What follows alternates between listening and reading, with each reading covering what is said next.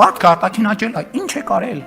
Զենք ենք արել։ Սուտ եք խոսում։ Ռազմական կարիքների բավարարմանը 18 թվականի մայիսից ձեր ղեկավարումից սկսած հատկացվել է 3,6 միլիարդ դոլար, համաձայն պաշտոնական վիճակագրության։ Բայց ձեր օրոք պետական պարտքն աճել է կրկնակիից ավելի՝ 6,75 միլիարդ դոլարից հասնելով 14,2 միլիարդ դոլարի։ Ու դեռ մեծ հարց է, որքանն է սրանից իրոք արդյունավետ ծախսվել, որքանը մսխվել ու թալանվել։ Եթե ընդունենք, որ բոլոր զենքերը գնել եք պարտքի հաշվին, բա մնացած 4 միլիարդ դոլարն ինչ եք արել այդ թալանչի։